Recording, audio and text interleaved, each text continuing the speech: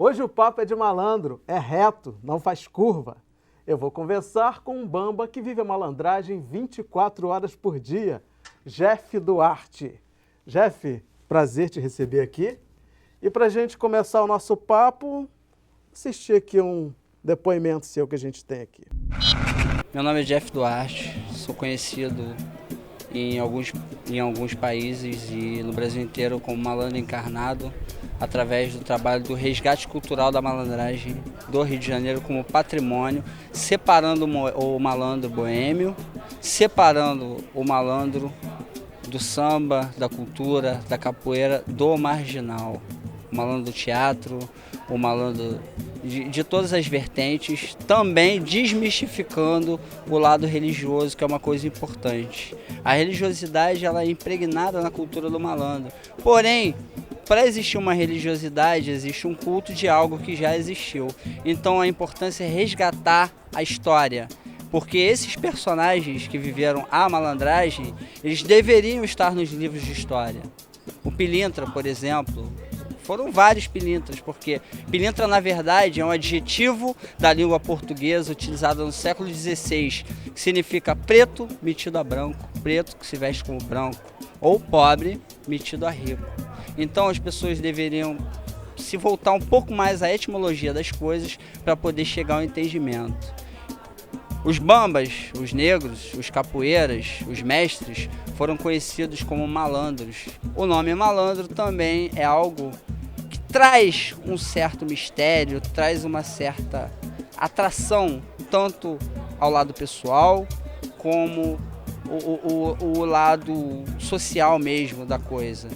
Então precisamos resgatar a imagem do malandro como patrimônio da cidade e do estado de São Sebastião do Rio de Janeiro.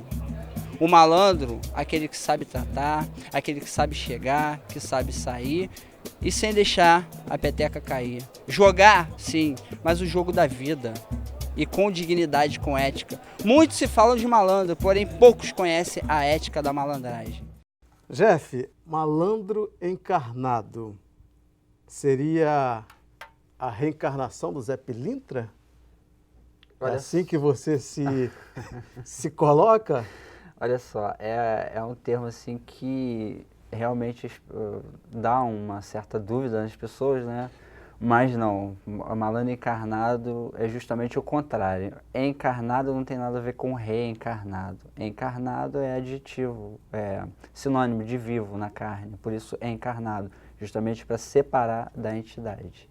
Então, agora o malandro, a gente sabe que ele se veste de branco e preto, camisa listrada, e quem se veste da forma como você está vestido é o Zé Pilintra.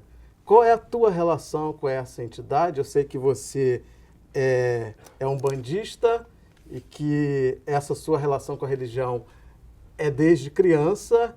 E qual é a tua relação com essa entidade, já que você se veste exatamente como a gente conhece a figura do Zé Pilintra? Bom, o Zé Pilintra, para mim, ele é um mestre, um herói, né? Muitos têm o Batman, o Superman, para mim é o Zé Pilintra.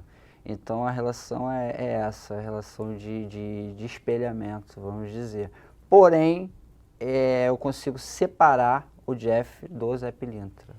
A intenção maior é essa. Até porque o Zé Pilintra se vestia assim, sim, mas outros também faziam isso. E não ficaram tão conhecidos como o Zé Pilintra. Né? O Zé Pilintra não criou a malandragem, ele simplesmente se adequou a ela. Né?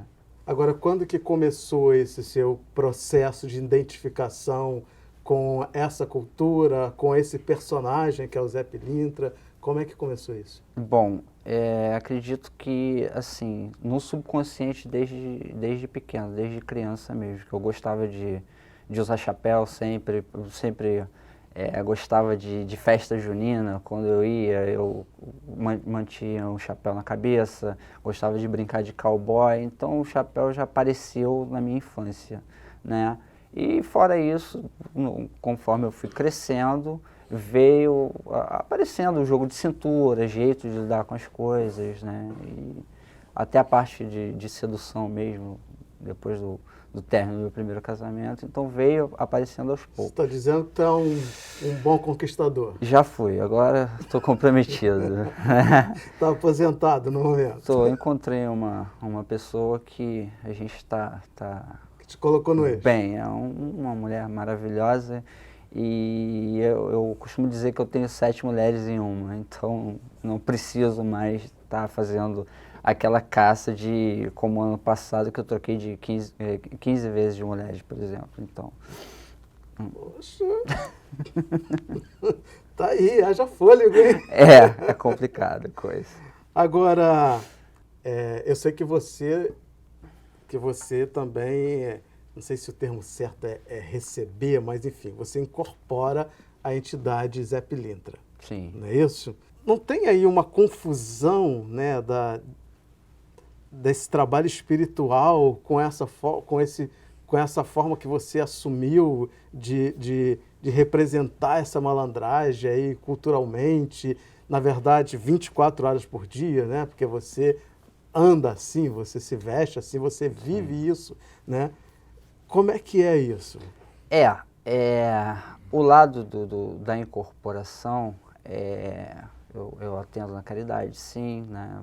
Procuro não falar muito sobre religião, muito sobre vertentes, porém não tem nada a ver, não.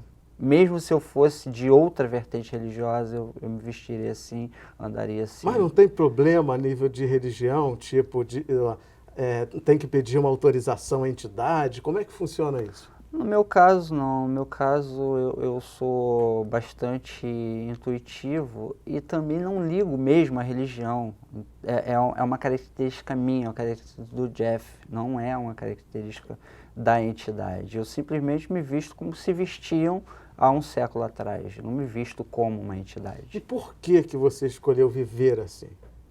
Bom, é uma forma de fascínio, né? É uma forma de levar a vida de uma forma diferente. E o que te fascina nessa cultura da malandragem? O que mais te fascina? O jeito de lidar com as coisas. Né? E que jeito é esse? As pessoas vão fazendo determinadas coisas e vão chegando por determinados caminhos. A malandragem eu ligo à esperteza, à sagacidade. Então, quando as pessoas vão chegando, eu acredito que vão abrindo atalhos. E é essa forma que eu vejo.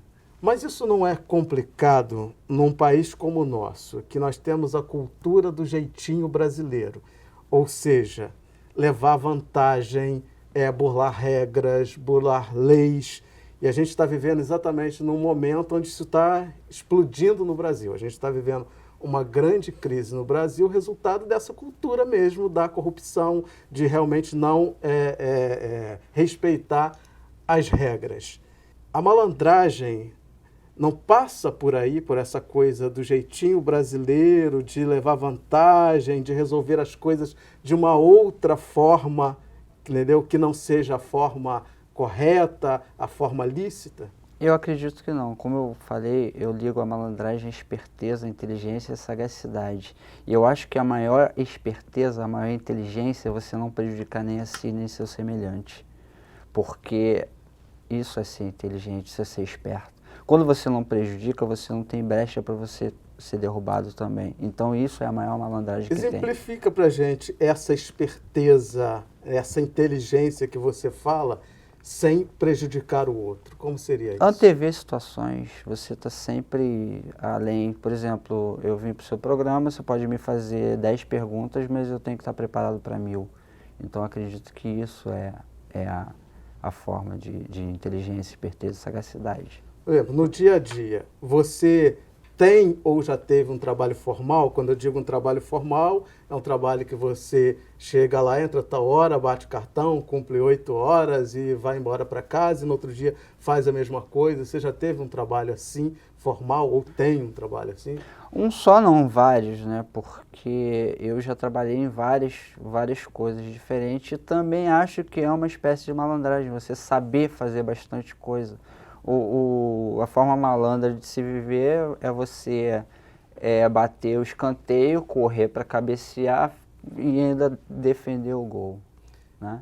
Então você interpreta a malandragem como o tal do bom jeitinho brasileiro, que é você ter jogo de cintura, se reinventar e conseguir driblar as dificuldades para poder conseguir o que você quer, para vencer na vida, que muitos brasileiros também, né, fazem isso, né, esse jeitinho, que eu chamo de bom jeitinho brasileiro, né, que é o jogo de cintura para você resolver os problemas, as dificuldades que são impostas. Seria isso, então, que você chama de malandragem? Um pouco mais, né? Fazer desta forma, porém ter um grande compromisso com a verdade. E o que é ter um compromisso com a verdade? Você ser honesto, não tem coisa melhor do que você ganhar um jogo mostrando suas cartas. E falando em jogo, parece uma característica do malandro era também trapacear o jogo. Eu acredito que o malandro ele foi um elemento que foi muito incompreendido pelo sistema. Porque a malandragem ela é passada através de reportagens, através de artes, porém, geralmente, por pessoas influenciadas pelo sistema ou pessoas até da própria burguesia. Então, o malandro ele não teve espaço para poder falar, eu estou aqui, que é o que eu tento fazer agora. Ok, a gente vai ter que dar uma parada agora, né? E no próximo bloco eu quero saber mais desse contexto histórico da malandragem, então vamos conversar sobre isso. Perfeito. É isso aí, eu vou para o intervalo, mas é rapidinho. Fique com a gente.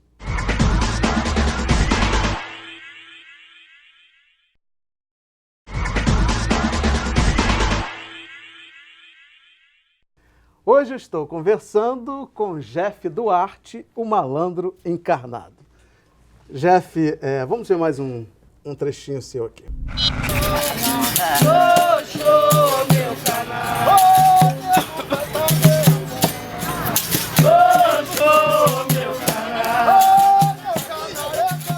Essa sociedade, ela foi um pouco negligenciada pelo sistema, mas também foi muito equivocada a figura do bom malandro.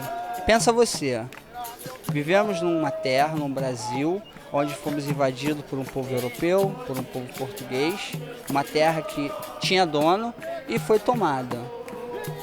Durante a Revolução de século, em 1900, por aí, tivemos as maltas de capoeira, que foi de onde começou a surgir a malandragem, já sendo treinada, sendo oficializada nos quilombos, porque a malandragem vem da capoeira. Capoeira, sim. Capoeira é uma espécie de vegetação chamada mata rasteira, onde os negros se escondiam para poder fazer os seus treinamentos de destreza. Então a malandragem ela vem diretamente da capoeira. A importância da capoeira, que foi taxada como crime, né? Foi taxada como crime no Brasil, porém muito útil ao sistema, porque a capoeira foi necessária. A Guerra dos Farrapos e a Revolta dos Mercenários. Foi usada como arma.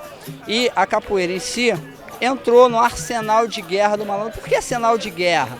Não para combate, mas para uma defesa. O malandro, né?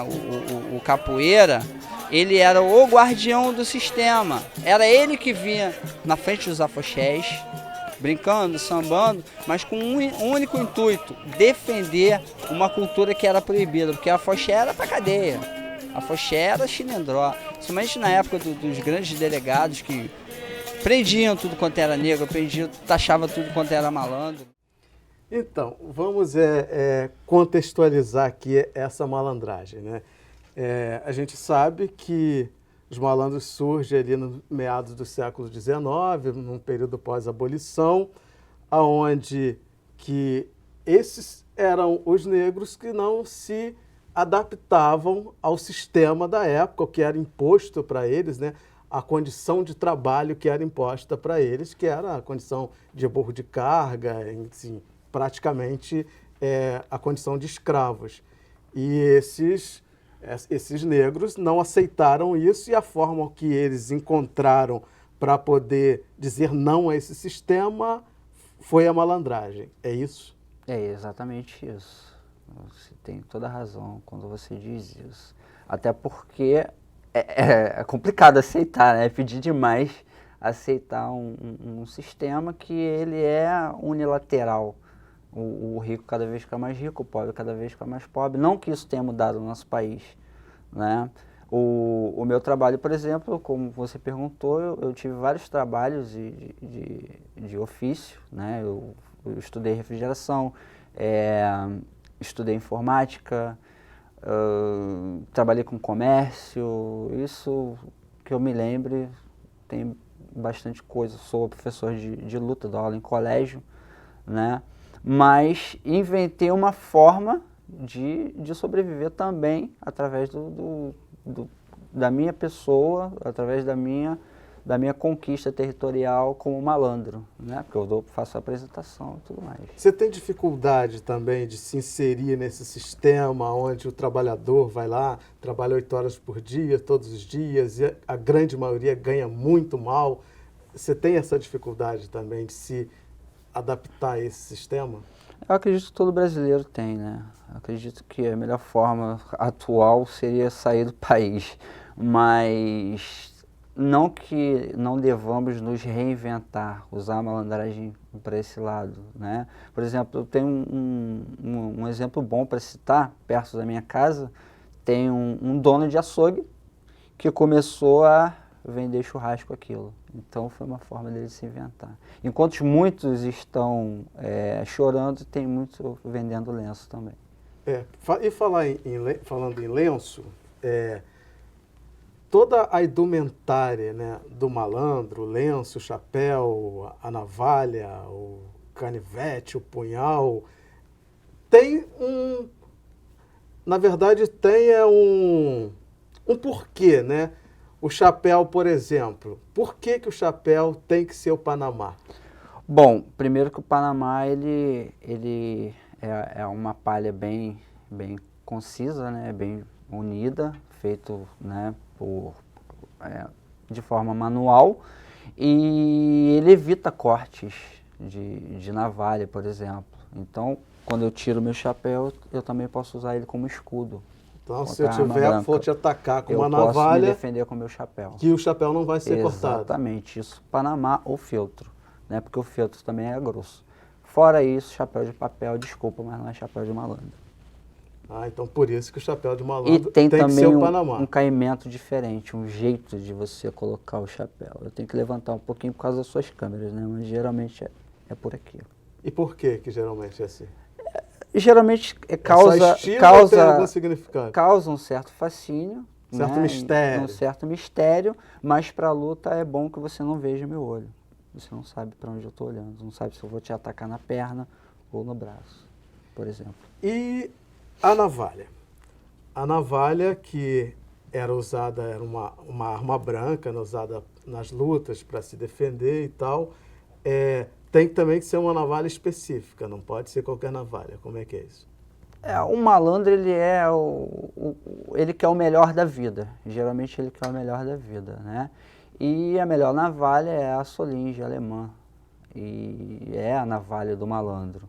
Porque é a que corta mais. É a que corta mais, é a mais afiada, tem um fio especial.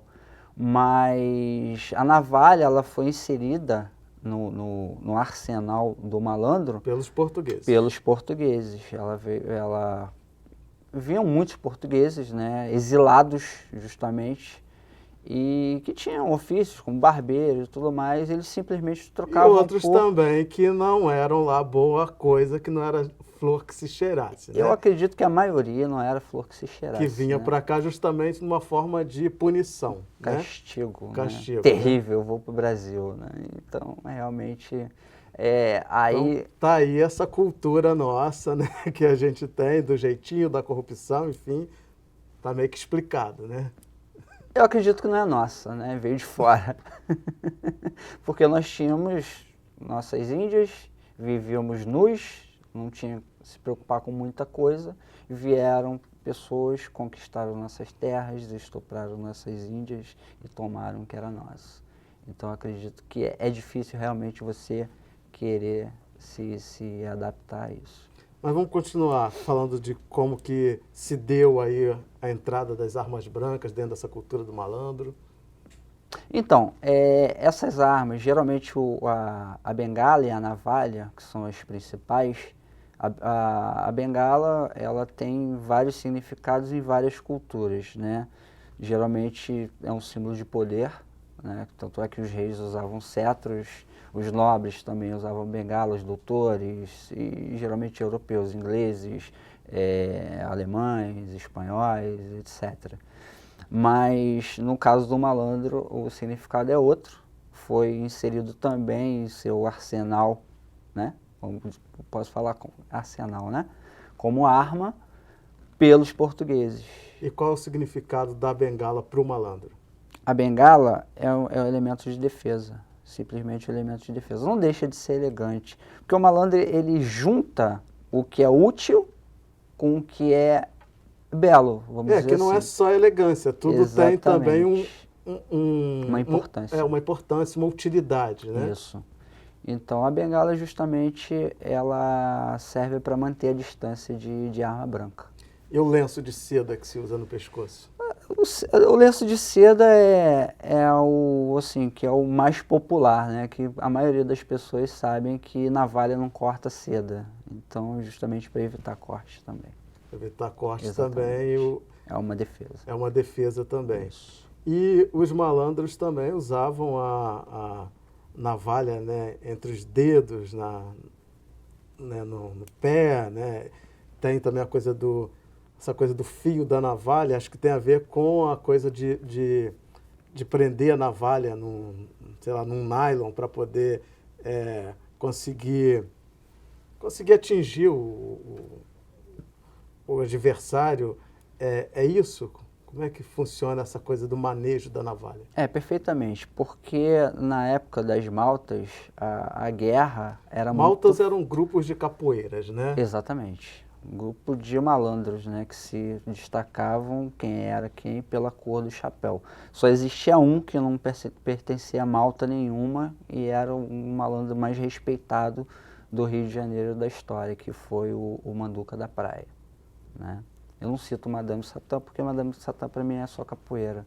A vertente dele eu acho que é muito mídia, muito por ele ser diferente, ele apareceu mais como malandro. Diferente que você fala homossexual. Não só homossexual, né? Porque ele era bandido mesmo, ele era assassino. O Madame Satã foi responsável pela morte de Geraldo Pereira.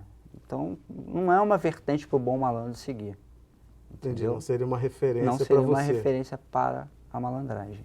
E acredito eu, cada um com seu pensamento. Então, aí voltando no que a gente estava falando, do manejo das armas. Do nylon, da navalha, Isso. né? Exatamente, era a técnica chamada navalha voadora. Você colocava um nylon num furo que tem a navalha e simplesmente jogava à distância. Você domina essas técnicas? Se você tivesse que fazer uma apresentação, você domina isso? Usar a navalha no dedo do pé e tal? Faço sim, mas artisticamente, porque o malandro, para mim, ele é a figura que está sempre se reinventando. Outra coisa importante também é a gente falar, essa figura que foi muito romantizada pela literatura, pelo samba, pela música e tal, acaba sendo tipo a cara do Rio de Janeiro, né? Um cartão postal do Rio de Janeiro.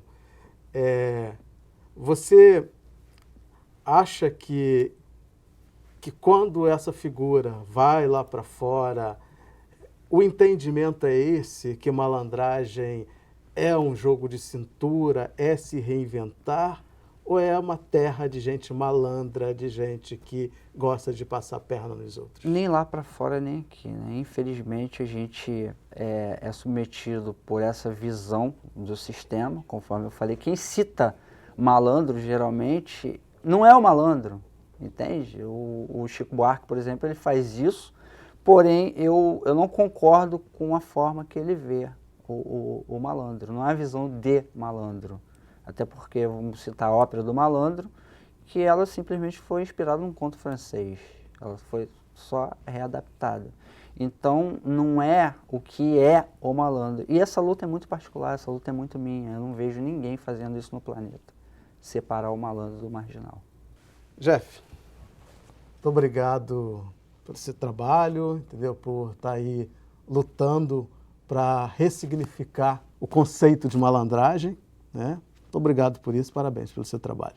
Eu que agradeço a oportunidade, espero que as pessoas realmente fiquem seduzidas, né, vamos falar com malandragem, por essa nova vertente de malandragem. Ok. E um abraço para você, que muita luz no seu caminho, muita paz, que todo o universo conspira a seu favor. Muito obrigado. Eu conversei com o Jeff Duarte, o malandro encarnado. E para rever essa entrevista ou qualquer outra edição do programa, basta acessar www.alerj.rj.gov.br ou cultine.com.br. Obrigado pela companhia e até o próximo programa. Eu te espero.